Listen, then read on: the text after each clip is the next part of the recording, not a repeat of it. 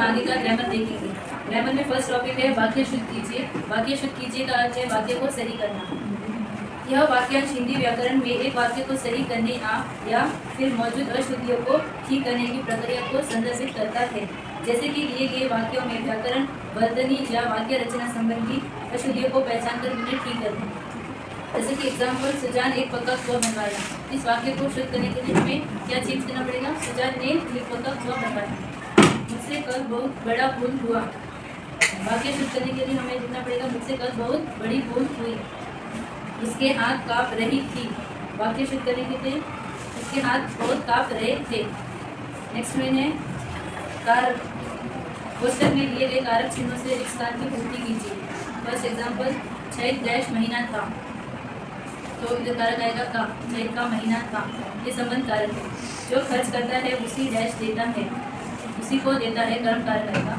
अब इन व्यापारों डैश उसे घृणा होती है, उस व्यापारों से उन्हें घृणा होती है, तो करण कारक यूज किया गया। भिक्षुक डैश भोला की और संगीत नेत्रों से देखा। भिक्षुक ने भोला की और संगीत नेत्रों से देखा, कर्ता कारक है। तुम्हारे बेटों डैश तो कमाई है, तुम्हारे बेटों की तो कमाई है, संबंध कारक यूज होगा। निम्नलिखित वाक्यों को सूचना अनुसार बदलिए, तो हमें काल भी बदलना है। फर्स्ट सेंटेंस है सुजान के खेत में कंचन बरसता है। बरसता है ये वर्तमान काल में दिया गया है और हमें भविष्य काल में लिखना है। तो सुजान के खेत में कंचन बरसेगा। सुजान के मन में तीर्थ यात्रा करने की इच्छा थी यानी कि भूतकाल होगा। वर्तमान काल में बदलने के लिए सुजान के मन में तीर्थ यात्रा करने की इच्छा है। शंकर गाड़ी में नारियल भरकर लाता है, भूतकाल में बदलिए। शंकर गाड़ी में नारियल भरकर लाया था। आगे का ग्रामर लिखना है। व्याकरण भाग में नेक्स्ट में अन्य लिंग रूप लिखिए। अन्य लिंग रूप का अर्थ क्या होता है? किसी भी संज्ञा के लिंग को पुल्लिंग या स्त्रीलिंग में बदला जाता है। जैसे कि लिंग 3 प्रकार के होते हैं, पुल्लिंग, स्त्रीलिंग और नपुंसकलिंग। तो पुल्लिंग का एग्जांपल जैसे कि आपके टेक्स्ट में दिया है, भिखारी क्या है? पुल्लिंग। तो इसका स्त्रीलिंग क्या होगा? भिखारी। हां, तो नेक्स्ट है पुजारी। तो पुजारी क्या है? पुल्लिंग। तो उसका स्त्रीलिंग क्या होगा? पुजारी। आदमी पुल्लिंग, उसका स्त्रीलिंग औरत। पिता का माता। स्त्रीलिंग माता। विद्वान का विद्वान। विद्वान का विदुर। साधु का साध्वी।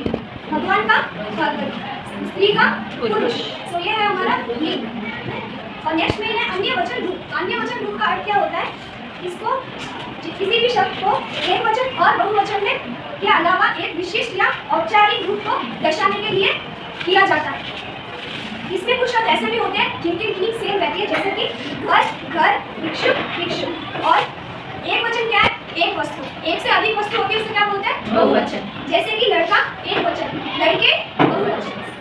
बात एक वचन, बातें बहुवचन। अभिलाषा का बहुवचन है अभिलाषाएं। लड़का तो का बहुवचन लड़के। रोटी का बहुवचन रोटियां। और भिक्षु का भिक्षुकी। और महीना महीने। टीका टीकाएं। तो ये है हमारा अन्य वचन रूप। नेक्स्ट में है विलोम शब्द। विलोम शब्द का अर्थ क्या होता है? विपरीतार्थक या उल्टे अर्थ वाले शब्द जिनका उल्टा अर्थ होता है, जैसे कि मुरझाने का खिलना, आशा का निराशा, जीवन का मरण, सुख का दुख,